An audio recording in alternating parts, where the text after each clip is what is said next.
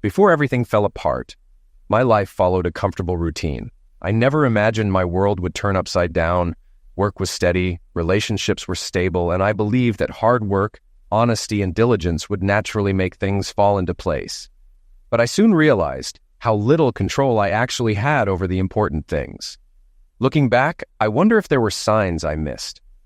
In hindsight, I can spot the small inconsistencies, the moments of unease I ignored because I trusted those around me.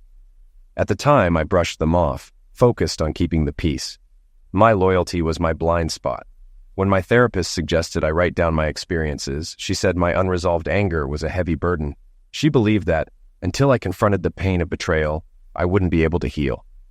Even now, I struggle to find closure, seeking answers that seem unreachable. My life is stuck, unable to move forward. She encourages me to view things differently, hoping I'll rediscover who I am beneath the hurt. Whoever he is, I don't know him, she says. That's my problem. My name is Robert Benson, 34 years old. I was a middle manager at an engineering firm designing machines. It was a family-owned business, so I knew I wouldn't move up since I wasn't family. The events I'm about to share led to my leaving the firm. I've been told I'm one of the good guys, hardworking with a sense of humor.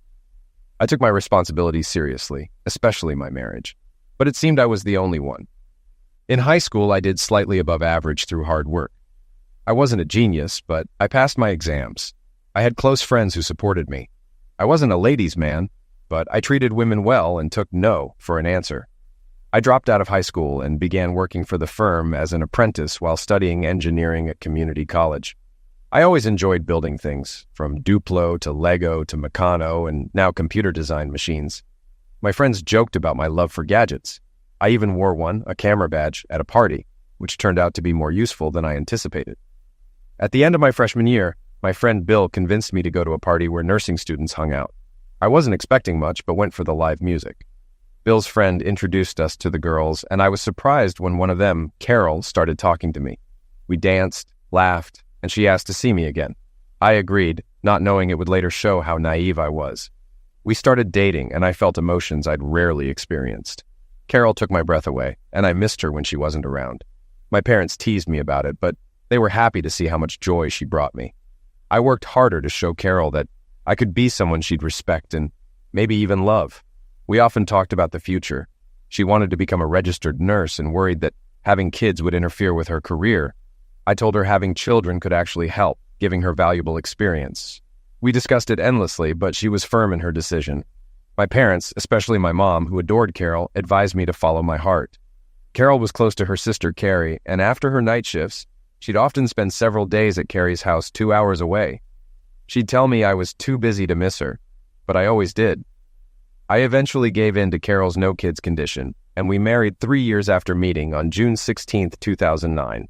Bill was my best man, and Stephanie, no longer with Bill, was Carol's maid of honor. Carol looked stunning in her ivory satin dress, smiling at me as she walked down the aisle. I couldn't stop grinning. After the wedding, Carol moved into my house, which I had bought from my grandparents and fixed up myself. However, we had a disagreement over finances. Carol wanted to keep her own bank account, so we opened a joint account for shared expenses like bills and vacations. I lost that argument too. The first few years were good, though not perfect.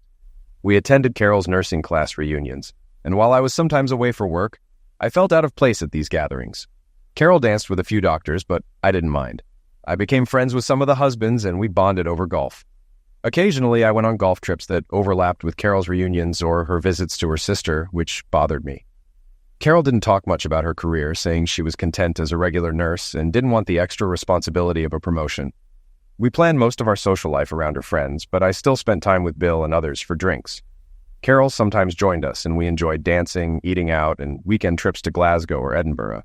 We also took vacations to beautiful beach destinations, though Carol preferred conservative swimsuits. We rarely argued. When we disagreed, we'd talk it through, and sometimes I'd win, sometimes she would. It never affected our relationship. In private, Carol could be adventurous and bold, and we tried new things together. Every day, I found myself loving her more. As our 10th anniversary approached, I wanted to plan something special. I talked to Stephanie about booking a hotel, dinner, and dancing. She agreed and promised to keep it a secret from Carol. A few days before the event, I told Carol, and she was thrilled. The next thing I knew, we were on our way with friends. At the hotel, Carol and Stephanie were deep in conversation, while Brian and I talked golf. Later, at the hotel nightclub, Carol spent most of the night dancing with me. But at one point, while we were dancing, a man tapped my shoulder, and when I turned around, Carol was in his arms. I was stunned. She looked at him with a happiness I'd never seen before. I walked back to the table, shocked, and Stephanie, clearly pleased, said, "Robert, it's great you let Carol dance with her first love. He was supposed to claim her at your wedding, but he didn't show." I was furious and demanded to know what was going on. No one would look at me except Stephanie, who smiled with contempt. I yelled at her for setting this up and ruining my evening. Carol heard me and pulled me into the hotel lobby. What she said next shattered me. "Robert, the man I danced with is Bruce Benning, my first and only love," she confessed. She explained they dated before we met, and though he was becoming a neurosurgeon, they stayed in touch. She loved him, not me, and said that's why she didn't want children with me. She knew she would eventually leave me for Bruce. Now she was leaving to be with him. She said she had loved being with me, but if Bruce hadn't returned, she would have stayed with me forever. My world crumbled. I felt sick, and before I knew it, I threw up. As I saw Bruce walking toward us, I snapped. I screamed at Carol, calling her names, and demanded she give me her wedding and engagement rings. The others were shocked by my anger.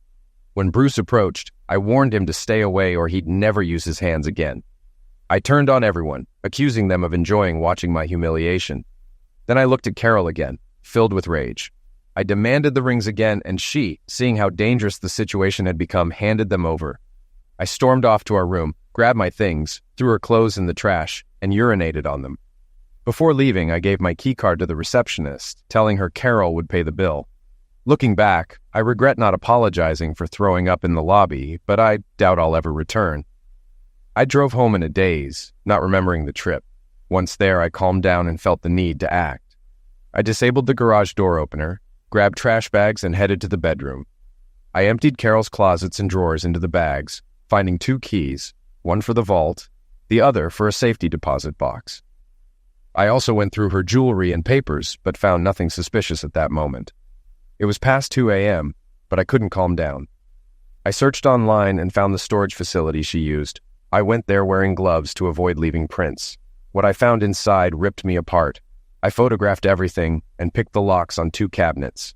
One contained Carol's secret plans, which shocked me, and the other was full of files on Bruce Benning, confirming my suspicions about him being a selfish, heartless narcissist. I returned home, bought new locks, and changed them before heading to the bank. In the safety deposit box, I found bonds in Carol's name. I photographed them, wondering where she got the money. Soon after, Carol texted asking to pick up her car. I replied, reminding her the car was in my name and I'd use it until the lease expired. I warned her not to bring Benning, and I threatened to burn her clothes if she didn't want them. Her sister called, shouting insults, so I blocked her. Though I hadn't planned on it, I ended up burning Carol's wedding dress in the fireplace, watching it turn to ashes like our marriage.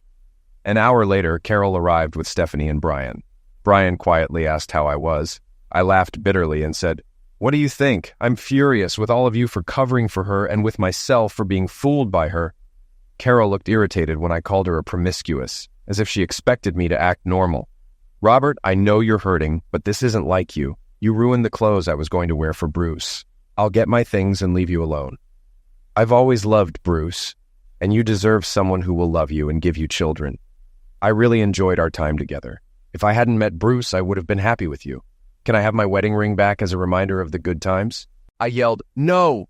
That ring has been in my family for generations. My mom cherished it, and you were supposed to be the one. I haven't even told them what a deceitful promiscuous you are." Carol flinched at my anger. As she loaded her bags with Brian and Stephanie's help, she asked about the wedding dress. "Check the fire pit," I said. When she saw the ashes, she cried, and Stephanie called me a prick. I snapped back, "She can't wear it for that a-hole now. Those are the ashes of my marriage. Who the hell do you think you are?" Brian stayed silent, clearly uncomfortable. Carol asked if she could check for anything I missed, and I agreed. While she did, I told Brian, "We won't be defending any more titles." He nodded. Carol came back down, speaking softly. "I'm sorry, Robert, but I've always loved Bruce. You'll find someone who truly loves you and will give you the family you want. This is for the best, even though it hurts." They left, and I went to bed exhausted. Later, my mom called, accusing me of striking Carol. Apparently, Carol had shown her pictures of supposed injuries. "Mom, she's lying. She's been having an affair with Bruce for years, and now she's trying to take everything. I've never raised a hand to her or any woman. You can believe her or me. But if you side with her, you'll lose me forever." I hung up. The battle had begun. After dinner, I returned home, ready to organize all the information I had. Following the money trail, I checked our joint account, and what I found was revealing. Carol's password book proved invaluable. I spent the rest of the evening and Sunday sorting through everything and changing all my passwords. "I've been played," I muttered, pacing. Every time she visited her sister, I was away, either competing or on vacation with my so-called friends. The realization hit me hard. She had been cheating the whole time. Monday morning, I arrived at the office early to check my leave balance. Sandra from HR noticed something was wrong. "Robert, are you okay?" she asked, concerned. "My world exploded. Friday was our anniversary, but she set it up for her lover to take her away right in front of me," I explained. "She's been seeing him for 13 years, accusing me of misuse now to destroy me." Sandra hugged me, saying, "I know you'd never hurt anyone. Call me if you need anything. There are people who know the truth." As I returned to my desk, my boss called me in. "Carol came to my house with pictures of you abusing her," he said accusingly. I replied, "Do you really believe that lying strumpet over me? Fire me or I'll leave now. I'm due 9 weeks of leave." He was stunned, but I didn't care. I resigned on the spot, sending my letter through internal mail. Later, I found more evidence from financial records showing Carol had been staying at a hotel 3 hours away, claiming she was visiting her sister. I packed up and drove there, enjoying the car even more knowing it annoyed Carol. At the hotel, I asked to speak to the manager. I knew it was a long shot to get information, but I explained that the man she was with was likely involved with another woman as well. Though they couldn't help without a court order, I wasn't surprised. After the manager left, the receptionist leaned in and spoke quietly. "I know the couple you're talking about. They've been here many times. He's a real arrogant idiot. I'm an old friend of the woman he's been stalking. He forced her to sell everything to get his money. I can put you in touch with her lawyer. She's great and can help you get a court order." I nodded, grateful. "Thanks." If Carol had just left with a prenup, I wouldn't have done anything. But now they're trying to ruin my life. They picked the wrong person. 15 minutes later, I met with Heather Morrison, a tough lawyer who listened as I explained everything. She asked, "Do you have the evidence?" I replied, "Yes, it's all documented on my phone and camera, and more organized on my laptop." Heather smiled. "Meet me tomorrow at 7:30, and we'll go over it all before heading to the courthouse at 8:30. I think we can get a warrant for the hotel videotapes." Feeling hopeful, I added, "He usually uses this hotel group. He scammed 3 other women." Heather's eyes hardened. "I'll be your lawyer if you want. That prick won't know what hit him." The next morning, I met Heather again, along with Jim, the father of one of Benning's sufferers, and a private investigator. I handed them an SD card with all the evidence, including files on another sufferer, Betsy. Jim, visibly angry, said, "The world would be better off without him." At the courthouse, Heather spoke with a clerk, which seemed unusual, but then a man approached and ordered the clerk to stop Betsy from paying or selling her house. He handed Heather a warrant for all the hotels in the group and warned the manager, Marvin, to cooperate or face jail. When we arrived at the hotel, Marvin hesitated, but Heather scared him into compliance. Security input the dates Carol claimed to visit her sister, and the names Mr. and Mrs. Benning appeared. Soon we had video evidence of Carol and Benning together, having a meal and entering their room. We also found 26 more reservations across different hotels in the group, though footage older than 18 months was unavailable. Heather was pleased, noting everything down, and the manager promised to send all the videos and documentation. Back in Heather's office, she laid out the plan. "We need them to initiate the divorce. If you file for infidelity now, they'll retaliate with charges using those pictures against you. Let them file first, and we'll dismantle their case with the evidence we have." Jim was still tracking down other sufferers while Heather prepared to use the videos to undermine Carol's case. Her team would handle the finances and legal details. "I need a break," I sighed. "I'm tired. I want to fight, but I'm exhausted." Heather agreed. "Take a few weeks off. You deserve it. But when you're ready, you'll need to find a job. Someone will hire you, even with these false accusations." Discovering that Benning had cheated on other women too oddly comforted me. I wasn't the only fool. Finding proof helped me feel less worthless, though I was still tired and angry whenever I thought about that night. I took some time off, heading south to ride roller coasters for stress relief, then up to Inverness to explore the North Coast 500. The scenery helped me forget the betrayal for a while. When I returned home, I was surprised to see my lawn well maintained. My neighbor Gordon came out smiling. "The wanderer returns," he joked. "Sandra called, worried about you. She and some others helped tidy your garden. But officials have been looking for you, so expect a visit soon." I thanked him and promised to drop by for a beer after shopping. Over the next few weeks, Sandra and I talked regularly, but she never brought up Carol's lies. She just listened when I needed to vent, for which I was grateful. One evening, while Gordon and I were chatting, a court messenger arrived with divorce papers. He smirked as he handed them over.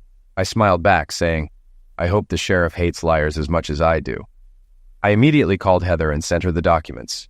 She reassured me, "Don't worry, Robert, we've got this." 7 weeks later, I was waiting in court with Heather for the divorce hearing.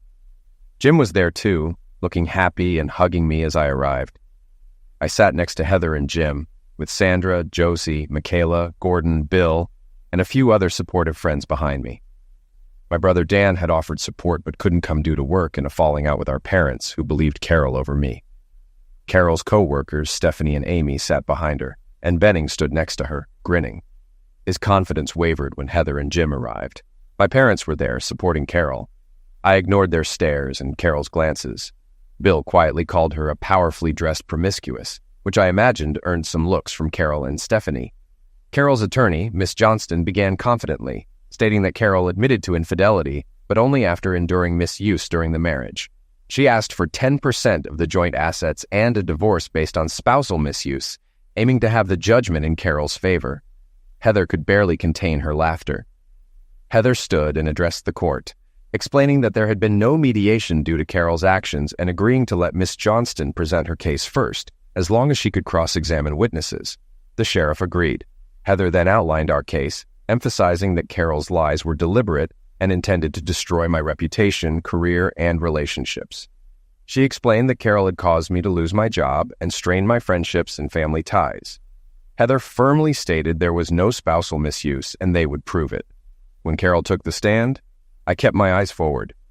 Carol's lawyer asked her about our relationship, and she claimed I became violent because I didn't like her working nights, accusing her of cheating with doctors. She tearfully described how I allegedly punched her and how she used makeup to hide the bruises, seeking refuge at her sister's house. She said her sister took pictures for the divorce. When asked if she was having an affair, Carol admitted it, explaining how she reconnected with Bruce, who was kind and supportive, helping her feel whole while she was being bullied by me. The lawyer guided Carol through every detail of her affair with Benning, right up to the anniversary dinner. She claimed I had threatened to rip off her finger for the ring and to break Benning's hands. Carol insisted my anger and cruelty scared her. She said she only wanted the engagement ring back and described her devastation upon finding her clothes trashed and her wedding dress burned. Her lawyer looked smug as she recounted it all.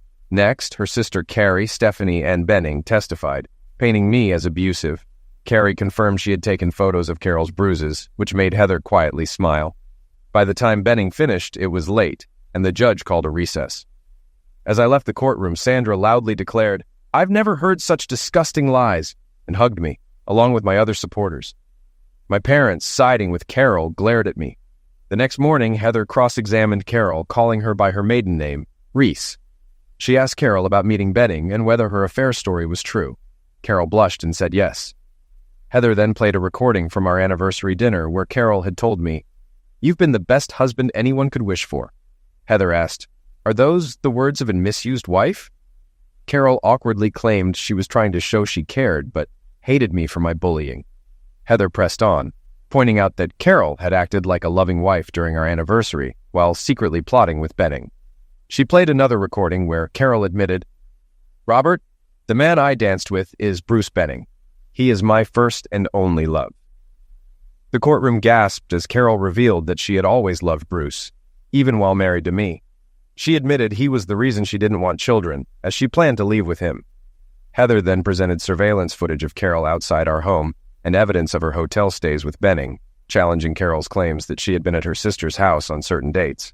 The video and reservation records proved she had been with Benning at hotels instead. Finally, Heather confronted Carol with the lack of any visible bruises in all the footage. She hammered home that Carol's claims of misuse were lies, exposing her affair as a willing, long-term deception with Benning, not the result of any mistreatment. Carol's face turned pale as Heather delivered the final blow. "You weren't saved by Benning. You were his willing partner." Carol shot a furious glare at Heather as muffled laughter spread through the gallery. Unfazed, Heather grew more intimidating. "Let's review that financial story you brought to court.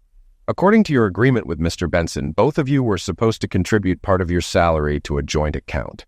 But that's not the full truth, is it? You wanted to hide your income from Mr. Benson, preparing for the day you might leave him. You lied for years, playing the devoted wife while secretly planning your exit." Heather hit another button, revealing Carol's bank statements on the screen. They displayed substantial savings she had concealed and significant payments from her job that she had kept secret. "A poor nurse who didn't want a promotion?" Heather scoffed. "But in reality, you're the third most senior nurse at the hospital, earning almost 4 times what you told Mr. Benson." Next, Heather brought up the bonds. "How do you explain these being in your name, found in your safety deposit box? These bonds belong to Mr. Benson, and you've been hoarding them." Visibly shaken, Carol tried to defend herself. "I was protecting myself after his misuse," she muttered. Heather wasn't buying it. "These are verified facts, Miss Reese, and they prove you've been lying. You want your wedding ring back? An adulteress wouldn't expect to keep it, would she? Is it sentimental? A reminder of the good man you threw away?" In a rare moment of defiance, Carol replied, "I love that ring. It meant everything to me, especially after he burned my wedding dress. I want it back." Heather pressed another button, showing a picture of Bruce Benning and Carol at a hospital event 9 months before her marriage ended. The image captured Carol proudly displaying a new engagement ring. Heather's tone turned icy. The newspaper beautifully described the event. Mr. Benning proudly showed off the unique engagement ring he gave his fiancée. It's strikingly similar to the one Mr. Benson mistakenly gave to a woman claiming to be his fiancée, isn't it? It was all a performance, wasn't it, to make Benning seem committed, securing a doctor's wife for his career? Carol sat there, speechless, as Heather continued. "Benning will keep you around as long as it benefits his professional ambitions. When he's done with you, he'll discard you, just like he planned. Still upset over your wedding dress? Did you plan to wear it if... No, when Benning marries you?" Carol's response was barely a whisper. "No," she said, but the tears followed. The gallery murmured, and it was clear to all that Carol's lies were unraveling. Heather wasn't done. She turned to Stephanie, who had stood by Carol's side throughout. "Stephanie," she began calmly, "how long have you known about Carol's affair?" Stephanie turned pale. "The affair was with Robert," she stammered. "Carol has always been with Bruce." Heather's smile was cutting. "Why lie for her?" "I didn't lie," Stephanie shakily replied. "I just repeated what I was told." Heather's questioning tore through Stephanie's defenses until there was nothing left to hide. Carol's entire web of deceit was collapsing, the truth exposed for all to see. Heather asked, "Have you ever seen the bruises Carol claimed she had?" Stephanie hesitated. "No," she admitted. "She was just so upset, and I believed her." Despite numerous questions, Stephanie refused to admit she had been a fool, standing by her friend. Heather was relentless. Stephanie had no way out. Finally, Heather asked, "Do you know how to tell the truth? How many boyfriends do you have? Do you plan to pull the same stunt with your husband when something better comes along?" Stephanie was stunned. "I love my husband. I wouldn't do that." Heather pressed another button, displaying a video of Stephanie and her husband, Amy Grant, leaving the room and meeting Carol and Bruce. Stephanie collapsed on the counter before fainting. Amy yelled from the gallery, "You damn liar!" and stormed out. It seemed Brian and Grant were about to find out what had happened. Heather turned to the sheriff. "May I call another witness before cross-examining Bruce Benning? Their testimony will clarify things for the court." The sheriff agreed. As I later learned from Bill, Benning appeared to have had a heart attack. When Heather called Samantha Wiseman, a woman I'd never seen stepped up to the podium. She looked flawless, like she walked straight out of a cosmetics ad. Heather smiled. "Miss Wiseman, what's your profession?" Samantha answered cautiously. "I'm a creative, working in theater, film, and TV. I create textural effects or use makeup to enhance events." Think of street artists who create illusions like giant holes in the road or trains bursting through walls. I can make people look like that. Heather continued. Do you know Bruce Benning? Samantha responded carefully. Yes, I met him in Bristol. My son Alan had a benign brain tumor, and Mr. Benning performed the surgery. It was a success. That was 8 years ago. Heather asked, how did Mr. Benning learn about your skills? Samantha explained, after the surgery, Alan's motor skills were impaired. I helped him regain control of his arm and hand by sculpting monsters with plasticine. Mr. Benning walked in and was fascinated by what I was doing. Heather pressed on. Did things go beyond that? Samantha replied, yes, it was around Halloween and he asked me to do his makeup for a party. He wanted to look like an abusive spouse because his friends always said he was too serious and never got a joke. He said his reputation was unfair. He claimed he wouldn't stand for a woman telling him no or showing superiority over him. It would prove to everyone they were wrong. I did his makeup for 3 parties that year, and each time the bruises were a different shade. I've done it 3 more times since then, spaced a few years apart. Heather asked, besides Mr. Benning, do you know anyone else in this courtroom? Samantha glanced around and replied, Carol and Samantha. I did their makeup for some parties in Liverpool last year. They said their husbands would never touch them, but they were curious to see how their friends would react. Heather pressed a button, and images of Carol and Samantha appeared on the screen. They must have been Samantha's work, showing the entire process. Neither woman had a mark before she started. By the time she finished, it was believable enough that I thought I had strike Carol. She's incredibly talented. I almost laughed when I realized the photos Carol showed in court were the same ones. Heather stammered, so all those photos are of your work, and none of the bruises are real? Samantha answered, when they arrived, they were spotless. When they left, they looked knockin'. Heather asked, did you know what your work would be used for? Samantha was shocked. No, I'd never be part of that. If I had known, I would have told the truth. Heather simply replied, thank you. Miss Johnston had no questions. She looked shocked and defeated. The sheriff hummed, as if signaling his satisfaction with the case being near its end. But Heather wasn't finished. As Benning was testifying, 2 men entered the courtroom looking only at him. Benning's expression darkened. I kept my gaze fixed on him, eager to watch Heather break him down. My smile, rehearsed for this moment, betrayed how much I looked forward to it. Heather began, Mr. Benning, you had an affair with Miss Reese before she married Mr. Benson, didn't you? Benning replied arrogantly, no, I only stepped in to help her.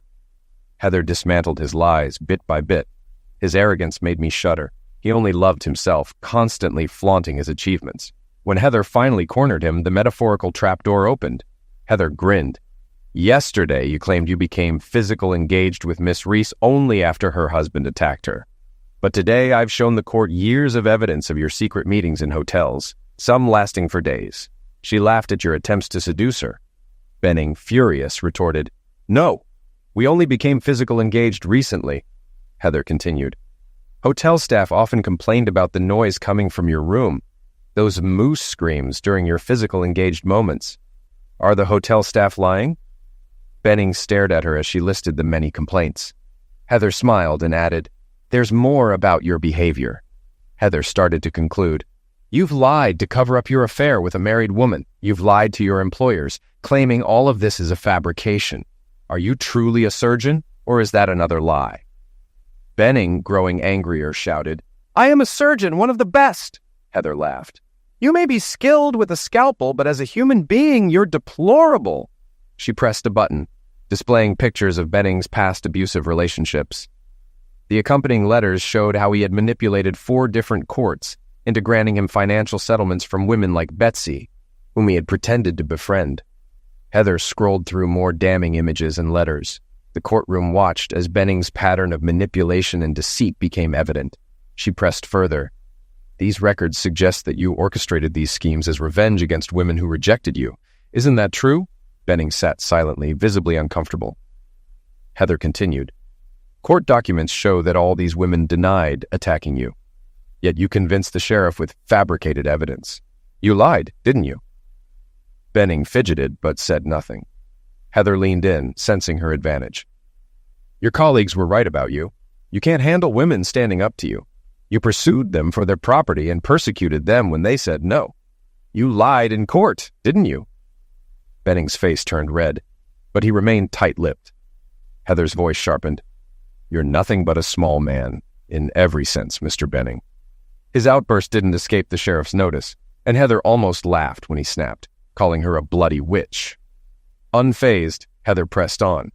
"You've lied your way through this entire case, and now the truth is out. Your arrogance is crumbling, and you know what's coming next."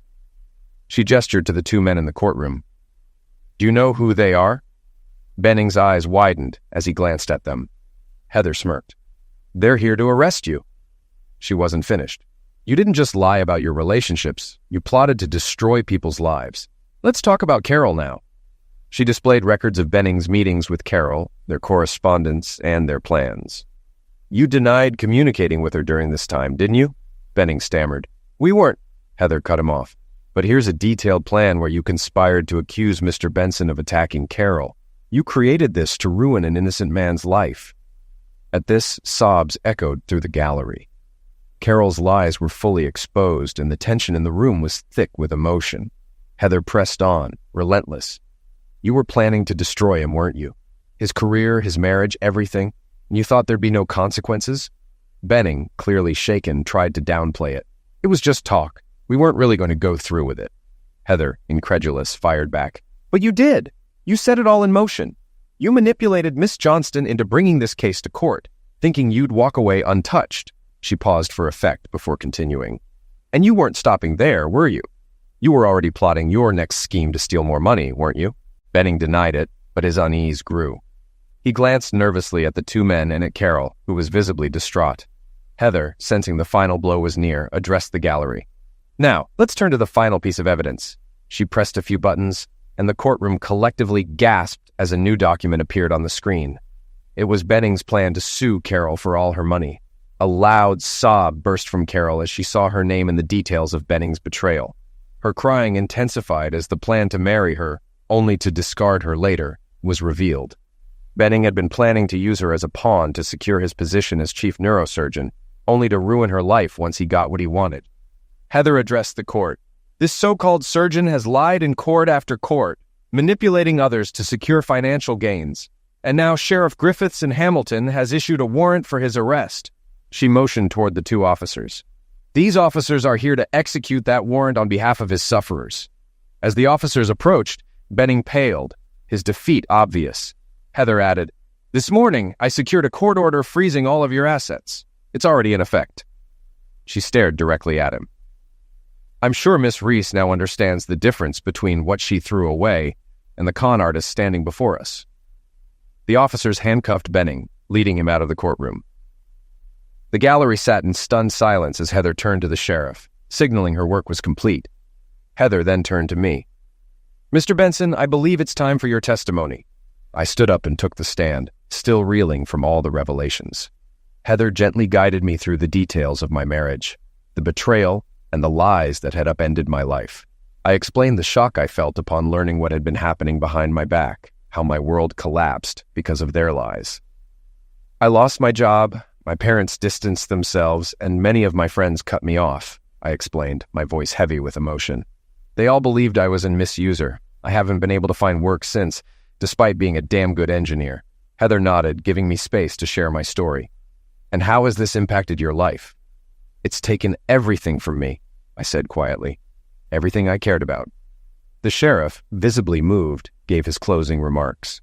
"Mr. Benson, you have been fully vindicated and spared a gross mishap of justice. You are, as your attorney said from the beginning, a decent, honest, and caring person. You deserve a good future with someone who shares those qualities." With that, the case was closed, and the courtroom erupted in tears and embraces.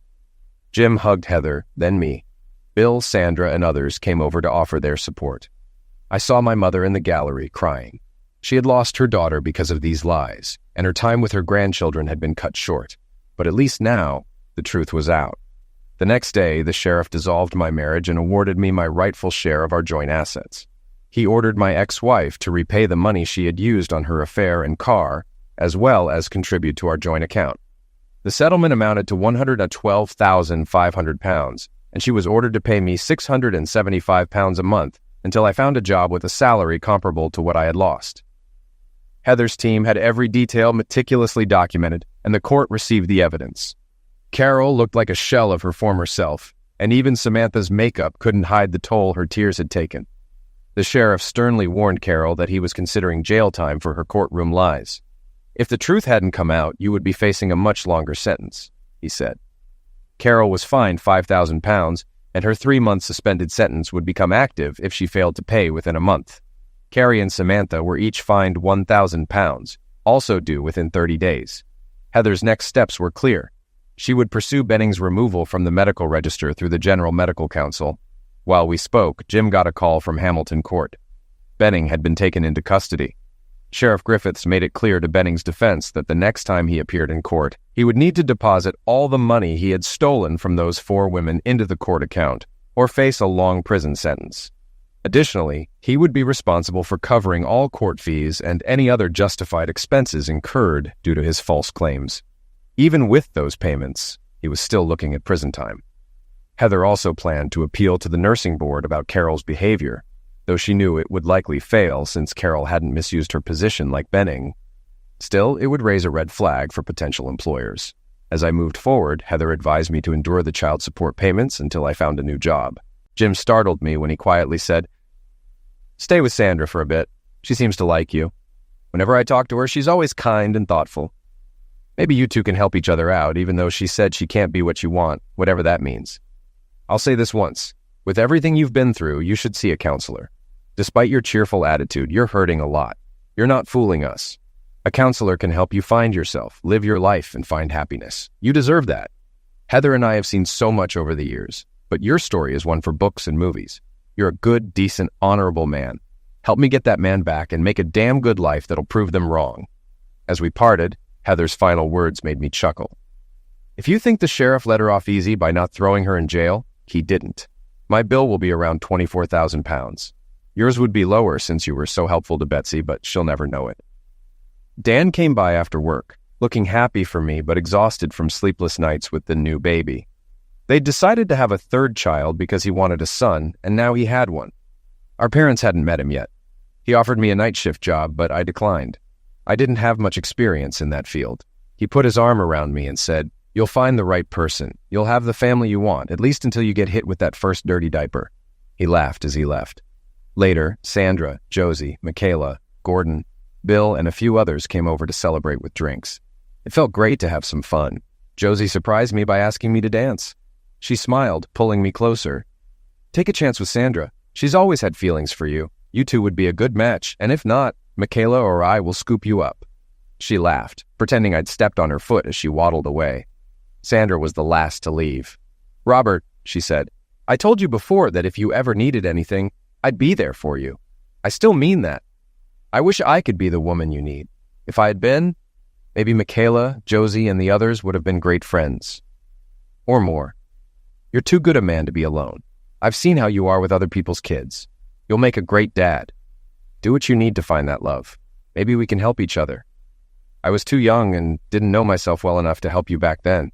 You meant a lot to me. You were my first love, not just a crush. Jim suggested I see a counselor to find myself. Maybe we should both go and see what happens. I have a void. I don't know who I am." Sandra smiled. "Robert, if we do this, it's only because I want to be with you as a partner, and maybe someday as a mother, you deserve that." She sighed. "Let's try seeing a counselor." 2 days later, the local newspaper came out, and I was on the front page. The article was detailed, explaining how they had tried to set me up. No one was left doubting that I was the good guy. The comments section online showed no support for her, and some of the things people said about her fate were unsettling. About 8 weeks later, Heather emailed me with copies of her letters to the General Medical Council, the General Board of Nursing, and the leadership of Cary Evangelical Church. She didn't spare Benning, detailing his public disclosures, lies in court, and demanding his medical registration be suspended immediately. At his 3rd hearing, despite repaying over £250,000 he had swindled from those women, Sheriff Griffiths sentenced him to 5 years in prison. Heather handed Samantha Wiseman's photographs and testimony to the prosecutor, who made sure Benning's defense had the evidence before they even left the courtroom. Benning pleaded guilty on the first day of his plea hearing, earning a 33% reduction on his sentence. Sheriff Griffiths cited an earlier ruling upheld by the Court of Appeal, saying that while the maximum term was 5 years, he believed the High Court would have given Bennings 7.5. He considered sending him to the High Court, but decided against it due to the backlog caused by COVID. "Appeal at your own risk," he said. Bennings' disgrace made national headlines, and Sunday papers tore him apart. I was approached for comment but declined, stating I was still too emotionally raw from her betrayal to speak publicly. Heather's letter to the evangelical church leadership raised questions about Carrie's suitability for her role and potential promotions. She pointed out that Carrie had lied under oath, violating the very commandment she swore on the Bible to uphold. I doubted her marriage would survive, given how zealous her husband was about their faith. At the golf club, I found out Brian and Stephanie had split, and Amy and Grant had broken up too. Even Sarah and Mark were having issues because of her closeness to the others, leading to Mark's growing suspicions. At least my golf shots went 15 yards farther when I imagined the ball belonged to one of the Bennings. As for Carol, I couldn't care less about her. Karma's a witch. Sandra and I have been seeing 2 psychologists for over 3 months now. It's been tough, but we've been there for each other. Well, at least she's been there for me. Sharon helps Sandra, and I go along, but only stay for the big stuff. Sandra told me her mom was pretty terrible to her. Really bad, actually. I had dated Sarah, and Sandra would hug me when I cried. When we talked about my feelings regarding Carol and our marriage, I was a mess. Sarah helped me break down the emotional wall I had built to cope. I hated her for easing the pain because she made me confront the real issue. Carol's betrayal wasn't the worst part. It was how far she was willing to go to destroy me that broke me. I didn't recognize this version of Carol, and I didn't recognize myself anymore. Sarah told me I hadn't done anything wrong. I was just turning my anger inward because I couldn't find answers. She said if I could write it all down and see it clearly like an engineering problem, I'd realize it was 2 deceitful people who did this to me. It wasn't my fault. I didn't play any part in what they did. I was the good guy everyone saw. Sandra backed Sharon up on this, and because of her, I wrote this article. She was very convincing, even offering me a reward if I did it. I've read the article several times, and I can finally see that none of this was my fault. None of us had any reason to suspect what Carol was doing. We had a perfect marriage, hardly any arguments. Maybe I was gullible for believing she loved me, but there was nothing I could have done to stop what they planned. Now, I just need to come to terms with that. I know I ruined their plans more than they ruined mine. I called Sandra to tell her I was finished with the article. She said she'd be over soon. I'm not sure what the reward will be, but she's an amazing baker, and she teased me with the idea of scones. I love scones. We've been spending a lot of time together, cuddling at the movies or at her house, fitting in time whenever we can. We have great conversations. We share so many interests, though some don't really interest each other, and that's fine with us. For instance, she doesn't get why I like golf. A good walk ruined, she calls it. A few weeks ago, Sandra talked to Sharon about her love for kids and her hope of having some close by. Sharon's helping her with that, as our last session showed. So maybe she sees a future there. There was a knock at the door, and it was Sandra. She looked nervous, so I took her coat. She gave me the strangest look, her lips tight like she does when she's stressed, and she looked terrified.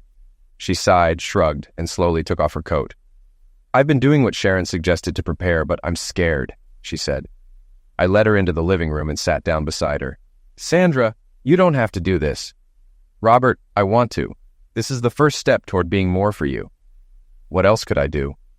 We moved forward. 2 weeks later, everything changed again. I was in a great mood because I got a job with a competitor of Ducharme, paying me more than they did.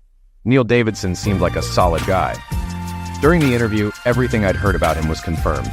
He'd been through his own struggles, so he understood what I was going through, but that didn't stop him from thoroughly testing my engineering skills.